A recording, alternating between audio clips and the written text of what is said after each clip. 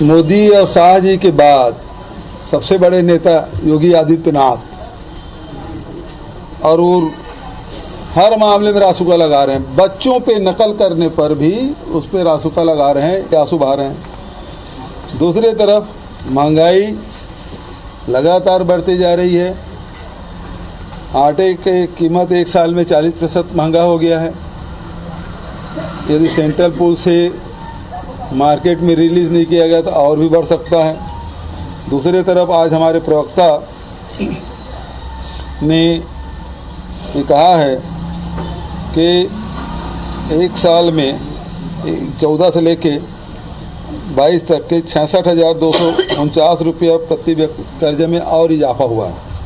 पहले 43,000 था, अब वो 66,000 और बढ़ गया है। तो प्रति व्यक्ति जो कर्ज है देश में वो 1 लाख से ऊपर हो गया है। ये इनकी उपलब्धि भारतीय जनता पार्टी की।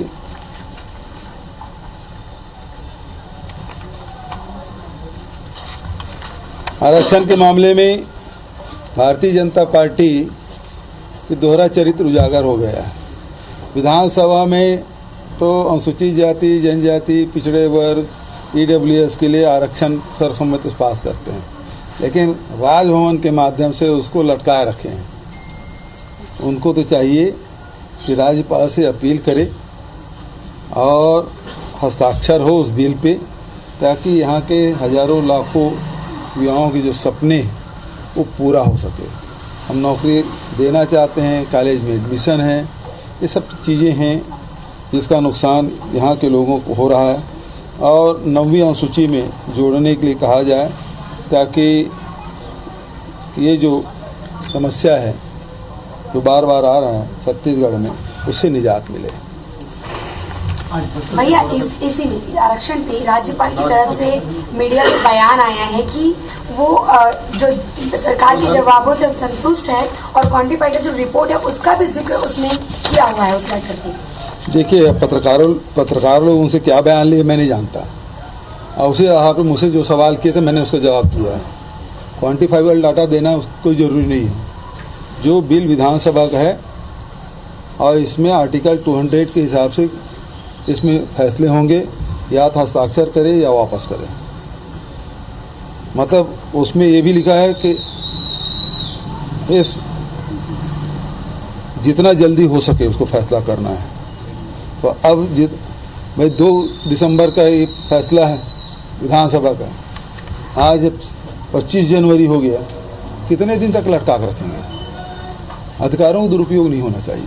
सर, रमन सिंह इसी पे कह रहे हैं कि 2014 में अध्यादेश राहुल गांधी ने फाड़ा था और छत्तीसगढ़ में आप और पूरे मंत्री और पूरे कांग्रेस जो है राज्यपाल को घेर रहे हैं संवैधानिक पदों पर। किस चीज़ के लिए? ये अध्यादेश वाले मामले पे ही रमन सिंह ट्वीट कर रहे हैं। उन्होंने कहा है कि 2014 में अध्यादेश राहुल गांधी ने फाड़ा था। किस चीज़ का? इसी वाला जो देखिए, कहीं का ये इनकी आदत है कि तोड़ मरोड़ की बात करना। ये हमेशा तोड़ मरोड़ की बात करते हैं। वो कोई और बिल है, ये कुछ और बिल है, ये विधानसभा पारित बिल है, या आरक्षण है, देश में लागू है। इनको हस्ताक्षर करने में क्यों तकलीफ हो रही है? जब आप कर्नाटक में कर सकते हैं, यहाँ क्यों नहीं कर सकते? कर्नाटक के राज्यपाल के अलग दायित्व है और यहाँ के राज्यपाल के अलग दायित्व है, क्योंकि वहाँ भारतीय जनता पार्टी सरकार है। आप बढ़े हुए आरक्षण में वहाँ हस्ताक्षर कर सकते हैं और यहाँ बढ़े हुए हस्ताक्षर में आप नहीं करेंगे। बढ़े हुए जो आरक्षण है उसमें आप नहीं करेंगे, तो दोहरा चरित्र कैसे चलेगा? और रमन सिंह तो हमेशा मतलब एक टुकड़ा पकड़ लेंगे और कहीं के बाद कहीं जोड़ने की कोशिश करते हैं। अभी लगातार, अब उस दिन बागेश्वर धाम के लिए जो बात मैंने की कि मैंने कहा कि जो साधना करेगा उसे सिद्धि मिल जाती है, और सिद्धि मिल जाती है तो उसका दुरुपयोग नहीं होना चाहिए। ये रामकृष्ण परमहंस जी ने कहा, भगवान बुद्ध ने भी कहा, और हमारे जितने ऋषि मुनि उन्होंने कहा। और मैंने ये भी कहा कि ये चाहे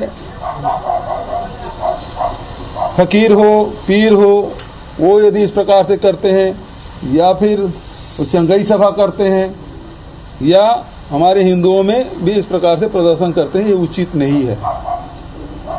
ये मैंने कहा।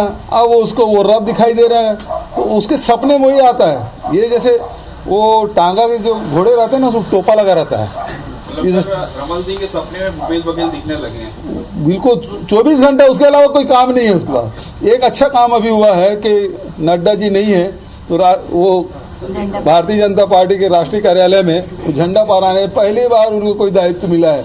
मैं उनको शुभकामना देता हूँ, इसी प्रकार से उसको काम मिलते रहे। ये 30 तारीख को राहुल गांधी की जो यात्रा है वो खत्म होगी, आप लोगों की क्या तैयारी है, किस तरह से आप लोग पार्टिसिपेट? हम लोग जा रहे हैं 29 तारीख को शामिल होंगे, बहुत सारे साथी हमारे शामिल हो रहे हैं। इसके बाद अधिवेशन भी बहुत महत्वपूर्ण होना है। अच्छा, छत्तीसगढ़ में उसकी भी तैयारी हम लोग कर रहे हैं। अभी प्रभारी जी निरीक्षण करके गई हैं, हम लोग सब चर्चा किए हैं, एक बार बैठक हो चुकी है, कमेटियाँ किस प्रकार से